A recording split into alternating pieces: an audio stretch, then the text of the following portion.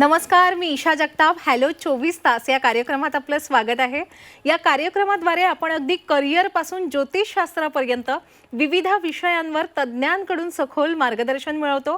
आज आपल्याबरोबर या ठिकाणी उपस्थित आहेत डॉक्टर उज्ज्वला चक्रदेव, ज्या 2021 पासून मुंबईतील SNDT महिला विद्यापीठाचा कुलगुरू म्हणून कार्यभार अतिशय प्रभावीपणे सांभाळत आहेत.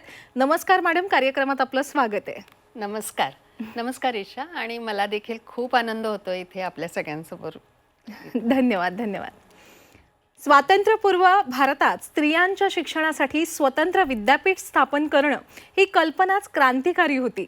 या विचारांचा पाया आज 110 वर्षांनंतर एका भव्य आणि आंतरराष्ट्रीय दर्जाच्या विद्यापीठात रूपांतरित झालाय. SNDT महिला विद्यापीठ ही संस्था 5 जुलै 1916 रोजी पुणे येथे भारतरत्न महर्षी धोंडो केशव कर्वे यांच्या दूरदृष्टी आणि स्त्री शिक्षणावरील निष्ठेमुळे स्थापन झाली.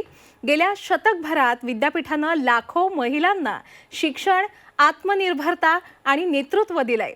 विद्यापीठाची वाटचाल ही केवळ पदवीपुरती मर्यादित नसून ती स्त्रियांच्या व्यक्तिमत्व विकासाचा, तिला नवसंशोधन, उद्यमिता आणि संस्कृतीशी जोडण्याचा ध्यास घेत आलेली आहे. डॉक्टर उज्ज्वला चक्रदेव यांच्याकडून आज आपण SNDT महिला विद्यापीठाच्या वाटचालीबाबत सविस्तरपणे जाणून घेणार आहोत. तत्पूर्वी आपण त्यांच्याविषयीही थोडक्यात जाणून घेऊया. डॉक्टर उज्ज्वला चक्रदेव यांनी नागपूर येथील VRCE मधून वास्तुविद्याशास्त्र या विषयात पदवीचं शिक्षण घेतलं.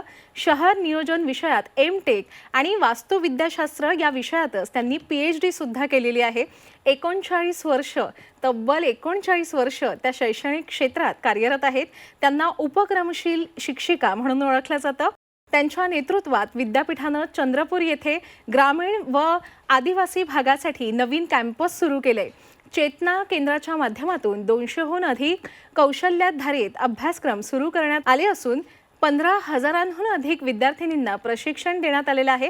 खरं तर SNDT महिला विद्यापीठात तब्बल 85,000हून अधिक विद्यार्थिनी शिकतात. त्यांच्या व्यतिरिक्त या 15,000हून अधिक विद्यार्थिनींना प्रशिक्षण दिलं जात आहे, जे खरोखर कौतुकास्पद आहे. अमेरिकेतील सिटी युनिव्हर्सिटी ऑफ न्यूयॉर्क बरोबर करार करून परदेशी शिक्षणाची दारं त्यांनी अनेक विद्यार्थिनींसाठी खुली करून दिलेली आहेत. भारतीय ज्ञान प्रणालीशी जुळवून जगरानी प्रकल्प राबवला असून नारी ते नारायणी संकल्पनेतून 5 लाख विद्यार्थिनींपर्यंत पोहोचण्याचा त्यांचा उद्देश आहे. डॉक्टर चक्रदेव यांना विद्यापीठासाठी केंद्र व राज्य सरकारकडून तब्बल 100 कोटींचा निधी मिळवून देण्याचं श्रेय त्यांनाच जातं. त्या महाराष्ट्रात राष्ट्रीय शैक्षणिक धोरण अंमलबजावणी समितीत देखील सक्रियपणे कार्यरत आहेत. त्यांना मानद कर्नल, स्त्री शक्ती सन्मान व भारतीय संस्कृती संरक्षण सन्मान यांसारखे अनेक पुरस्कार आजवर प्राप्त झालेले आहेत. त्यांनी scale and T scale, temples of Bharat अशी अनेक पुस्तकं देखील लिहिलेली आहेत. खरं तर त्यांचं वैयक्तिक आयुष्यसुद्धा अतिशय प्रेरणादायी आहे. त्यांचे एक चिरंजीव सैन्यात कार्यरत असून दुसरे चिरंजीव हे उच्च शिक्षणासाठी परदेशात आहेत. मॅडम, आता आपण चर्चेला सुरुवात करूया. जसं मी सांगितलं की SNDT महिला विद्यापीठाला नुकतीच 110 वर्ष पूर्ण झालेली आहेत आणि शिवाय NAAC कडून A+ हे मानांकन, ही ग्रेडसुद्धा मिळालेली आहे. म्हणजे कसं वाटतं आपल्याला? खूप छान वाटतं. खरं सांगायचं तर ही जी A+ ची ग्रेड आहे ती अगदी नुकतीच मिळालेली आहे. अच्छा. आणि गेल्या 5 तारखेला आमचं फाउंडेशन डे देखील झाला. त्यामध्ये 110 वर्ष आणि A+ असा दुहेरी संगम आम्ही छानपणे सेलिब्रेट केला विद्यापीठामध्ये. खूप उत्साहात, खूप आनंदात आणि प्रत्येकाच्या सहभागाने आम्ही हा कार्यक्रम 5 तारखेला विद्यापीठामध्ये झाला. मी त्यावेळेला एक वाक्य बोलले, त्याची आता मला आठवण होते. त्यावेळेला मी म्हटलं, हा दुग्ध शर्करा योग आहे की 110 वर्ष झालीत, कारण 10-10 वर्षाचे टप्पे महत्त्वाचेच असतात. आणि त्याशिवाय A+ नुकतंच मिळालं आहे. पूर्वी 5 स्टार आपल्या विद्यापीठाला होतं, A होतंच, पण आता A+ मिळालं. अपेक्षा A++ ची ठेवू आता पुढे. अगदीच. हे सगळं वाटचाल जी आहे ती सुरूच आहे. पण मला एक इथे नमूद नक्कीच करावंसं वाटेल की हे सगळं श्रेय काही माझं नाही एकटीचं. ह्यामध्ये पूर्वापार म्हणजे अगदी 1916 पासून जेव्हा महर्षींनी आपलं या विद्यापीठाची स्थापना केली तेव्हापासून अनेकांनी याला हातभार लावलेला आहे आणि अनेक व्हाईस चान्सलर्स आधी होऊन गेलेले आहेत. सगळ्यांचं एकत्र जे काय आहे ते आपल्याला दिसतं आहे. त्याचं फल हे A+च्या रूपामध्ये विद्यापीठाला मिळालं आणि विद्यापीठाच्या प्रत्येक कर्मचाऱ्यांनी अगदी जीव लावून, मन लावून, स्वतः अगदी सहभाग देऊन स्वतःचा ह्यासाठी प्रयत्न केले आणि हे यश पदरी पडलं. वा, खरं तर आपण सर्वांना असं एकत्र घेऊन काम करताय त्याचंच हे फळ म्हणू शकतो आपण. आणि आपल्या विद्यापीठाच्या प्रगतीचा आलेख हा असाच वर चढत राहो अशा आपल्याला खूप खूप शुभेच्छा. धन्यवाद. 1916 साली हे महिला विद्यापीठ स्थापन झालं. तेव्हा हे विद्यापीठ स्थापन होण्यामागे जो काही उद्देश होता आणि आज जो काही उद्देश आहे याबद्दल आपण काय सांगाल? म्हणजे दोघांमध्ये कसा फरक आहे? खरं सांगू, दुर्दैवाने फरक नाहीच आहे. 1916 सालची जी परिस्थिती आज आपल्या समाजाची होती ती आपल्या सगळ्यांना ज्ञात आहे. त्यावेळेला महिलेला जे स्थान होतं किंवा जी गरज होती त्यासाठी महर्षींनी उचललेलं हे खूप मोलाचं पाऊल आहे आणि ते पाऊल त्यांनी उचललं त्यावेळेला त्यांना कित्येक संकटांना पुढे जावं लागलं. म्हणजे जर का त्यांचं चरित्र आपण वाचलं आणि त्यांच्याबरोबर बाया कर्वेंचं चरित्र वाचलं तर लक्षात येईल की हे म्हणजे प्रचंड मोठं पाऊल होतं. त्या काळामध्ये त्यांना ही गरज वाटली आणि मला बरेचदा वाटतं आणि अनेकांना देखील असं वाटत असेल की आता या काळामध्ये महिलांचं वेगळं विद्यापीठ असण्याची गरज काय. पण माझ्याकडे ज्या विद्यार्थिनी येतात त्यांची जर का आपण थोडंसं त्यांच्याशी चर्चा केली, संवाद साधला तर लक्षात येतं की आजही त्या मुली इथे आहेत विद्यापीठामध्ये, शिक्षण घेत आहेत कारण त्यांच्यासाठी महिला विद्यापीठ आहे उपलब्ध. अन्यथा त्या शिकल्याच नसत्या. बऱ्याच मुली अशा आहेत की त्या विद्यापीठापर्यंत येतही नाहीत, विद्यापीठाला त्यांच्यापर्यंत जावं लागतं. आज ही परिस्थिती आपल्या पूर्ण भारतामध्ये आहे, खेडोपाडी आहे आणि तिथपर्यंत SNDT महिला विद्यापीठ पोचलेलं आहे. म्हणजे ही एक फार मोठी गोष्ट आहे आणि हे विद्यापीठ असंच कार्यरत राहावं, अनेक वर्षासाठी राहावं. पण ह्यासाठी नव्हे की समाजाला त्याची गरज आहे म्हणून फक्त नव्हे, तर समाजामध्ये अशी परिस्थिती निर्माण न होता देखील ते कार्यरत राहावं अशी अपेक्षा आहे. अगदीच. खरं तर आता जर आपण पाहिलं तर आपण म्हणतो प्रत्येक क्षेत्रात स्त्री ही पुरुषाच्या खांद्याला खांदा लावून वाटचाल करते. पण आपण सांगितलं की आजही अशी परिस्थिती आहे काही दुर्गम भागांमध्ये जिथे स्त्रीला शिक्षण घेण्यासाठी, शाळेत जाण्यासाठी संघर्ष करावा लागतो. त्यामुळे आजही आपल्या SNDT महिला विद्यापीठाचा जो उद्देश आहे की सर्व स्त्रियांना शिक्षण घेता यावं तो खरोखर उल्लेखनीय आहे, कौतुकास्पद आहे.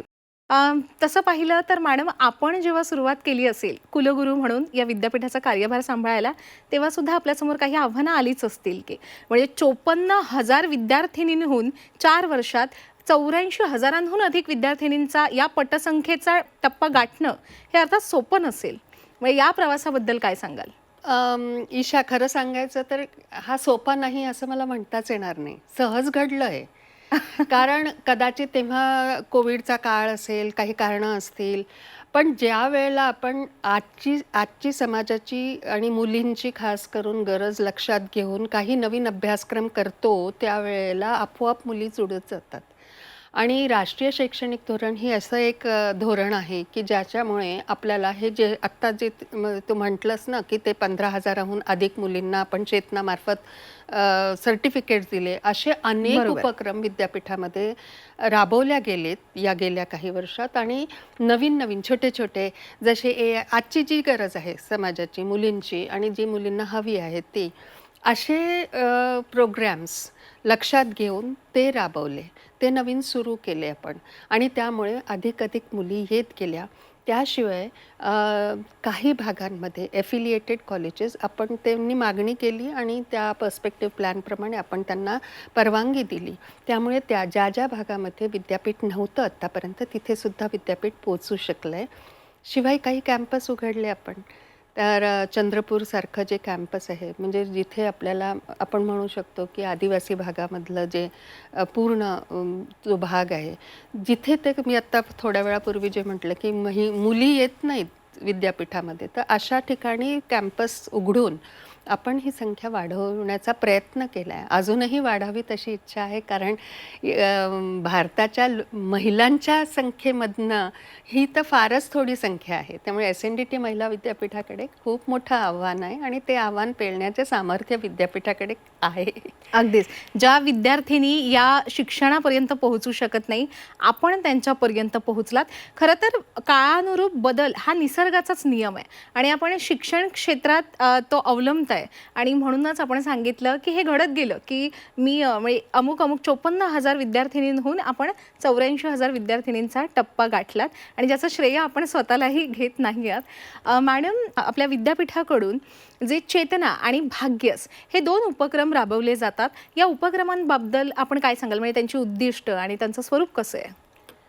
पहिली गोष्ट तर हे 2च नव्हेत बरं का, खूप आहेत. पण आता वेळेची मर्यादा आणि इथे आपल्याला बोलायचं तर 2 बद्दल आपण त्याचा उल्लेख करू शकता. या व्यतिरिक्त जे उपक्रम आहे मला आवडेल करायला, पण मी सगळ्यात पहिले चेतनाबद्दल सांगते. चेतनाचा फुल फॉर्म आहे centre for holistic education training and novel advancement. आणि ही संकल्पना का बरं आली? कारण की राष्ट्रीय शैक्षणिक धोरणामध्ये आपल्याला छोटे छोटे प्रोग्राम्स समाजापर्यंत पोचवायचे आहेत. तर हे पोचवण्यासाठी काहीतरी व्यवस्था हवी होती. ती व्यवस्था या सेंटरमार्फत आपण विद्यापीठामध्ये उपलब्ध केली आणि त्यामुळे काय झालं, विद्यापीठाची ओळख जर करून द्यायची झाली तर विद्यापीठ हे फक्त महाराष्ट्रातच आहे असं नव्हे. तर 2016चा जो महाराष्ट्र पब्लिक युनिव्हर्सिटी ॲक्ट आहे त्याच्या अंतर्गत ही स्टेट युनिव्हर्सिटी असली तरी देखील 7 राज्यांमध्ये आहे आणि त्या 7 राज्यांमध्ये आणि खेड्यापाड्यात सगळीकडे आहे.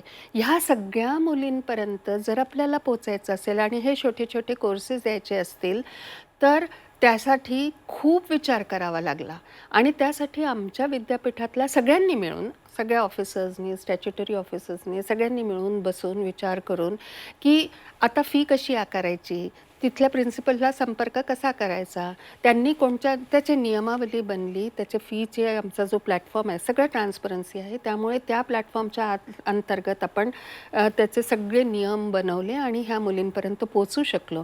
मग आता दुसरा टप्पा त्याच्यात गाठला, तो असा की मुलींपर्यंत फक्त नव्हे, विद्यार्थ्यांपर्यंत नव्हे, तर समाजामध्ये अशा अनेक महिला आहे की ज्यांना शिक्षण घ्यायचं आहे पुढे पण राहून गेलं काही ना काही कारणाने. तर त्या मुलींना, त्या महिलांना सुद्धा या चेतनाचा आता उपयोग करून घेता याला येतोय. वयाची काही बंधनं नाही? अजिबात नाही. महिला विद्यापीठामध्ये आमच्या वयाची मर्यादा नाहीच.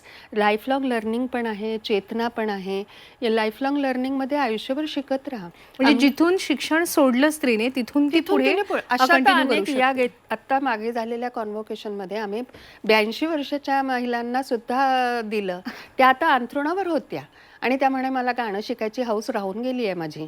मग त्यांनी अंथरुणावर राहून गाणं शिकल्या. पण हे कसं शक्य आहे मॅडम? म्हणजे ऑनलाईन पद्धतीने त्यांचे काही क्लासेस झाले? ऑनलाईन कधीतरी यायच्या त्या आमच्याकडे, पण पुण्याची ही गोष्ट आहे आणि त्यांना ते शिकता आलं. आणि त्यांचा अभिप्राय काय होता, त्या म्हणाल्या की मला गाणं शिकता आलं त्यामुळे मी आता अंथरुणावर नाही आहे. अतिशय प्रेरणादायी असा हा अनुभव म्हणू शकतो त्या मॅडमचा. अनुभव प्लीज प्लीज. अजून एक अनुभव असा आहे, गेल्या कॉन्व्होकेशनचाच आहे. मला ईमेल आली की मॅडम माझ्या आईने आत्ता पोस्ट ग्रॅज्युएशन केलं आहे आणि तिला तुम्हाला भेटायचं आहे आणि तुमच्या हस्ते ते सर्टिफिकेट घ्यायचं आहे. अगदी सगळ्यांना काही आपण देत नाही ना तिथे, तर ते द्यायचं आहे. मी हो म्हटलं त्यांना. त्या आल्या. त्यांनी जो अनुभव सांगितला तो तुम्हाला सुद्धा वाटेल आणि अनेकांना प्रेरणा देऊन जाईल. तो असा की लहान वयामध्ये म्हणजे मुलं लहान असताना त्यांचे पती वारले आणि त्यानंतर त्यांनी शिक्षण सोडून दिलं. कारण मुलांचा अभ्यास, मुलांचं करिअर सगळं करता करता आता मुलीचं लग्न झालं आहे, मुलगा नोकरीला लागला आहे आणि त्यांचं सगळं स्थिरस्थावर झाल्यानंतर मुलांनी आग्रह धरला आणि SNDTमधनं त्या जिथे शिकत होत्या तिथूनच त्यांनी अभ्यासक्रम पुढे सुरू केला आणि आता त्यांनी नुसतंच ग्रॅज्युएशन नव्हे तर पोस्ट ग्रॅज्युएशनही केलं होतं आणि त्याचा त्यांना नव्हे तर त्यांच्या मुलांना, सुनांना सगळ्यांना खूप आनंद होता. तर तो आनंद असा वाटला की समाजामध्ये महिला विद्यापीठाची ही इथे खरी ओळख आणि गरज पण आहे. खरोखर आहे. आणि आता जे आपले प्रेक्षक हा कार्यक्रम बघतायत, मॅडमनी आता जो अनुभव सांगितला की एका आईला तिच्या लेकाने आग्रह केला की आई तू जिथून शिक्षण सोडलंस तिथून आता शिक्षण पुढे कंटिन्यू कर, तसाच प्रत्येक कुटुंबातल्या मुलांनी किंवा पतीने आपल्या पत्नीला किंवा आईला आता नव्याने शिक्षण घेण्यासाठी ऊर्जा दिली पाहिजे, पाठिंबा दिला पाहिजे. खरं तर मॅडम आपण सांगितलं की जिथून शिक्षण सोडलं तिथून कंटिन्यू करू शकतो, पण एखाद्या वेळी असंही होतं की एखाद्या स्त्रीला नाही शिकता आलं, म्हणजे पूर्वी नाही शिकता आलं, पण तिला आता फार उणीव असते की जर मी शिकले असते तर मी कुठेतरी नोकरीला असते, मी वर्तमानपत्र वाचू शकले असते, पण आता तिचं वय फार आहे, म्हणजे अगदी 50च्या पुढे आहे ती स्त्री. मग अशा स्त्रियांसाठी आपण काही उपक्रम राबवता का? हो. मी मगाशी उल्लेख केला ते लाईफ लाँग लर्निंग डिपार्टमेंट आहे. त्यामध्ये अडल्ट एज्युकेशन आहे. त्यामध्ये आम्ही महिला गटांपर्यंत पोचतो आणि महिला गटांकडनं त्यांना जे जे हवं आहे ते सगळं शिकवलं त्यांना जे जातं. जे हवंय म्हणजे त्यांना जे जे हवं आहे म्हणजे बरेचदा काय होतं, त्यांना खरं म्हणजे कधी कधी माहिती नसतं की आपल्याला काय हवं आहे. पण आता पैसा हवा आहे ही तर पहिली गोष्ट आहे, कारण स्वावलंबी व्हावं, आत्मनिर्भर व्हावं हे तर गरजच आहे.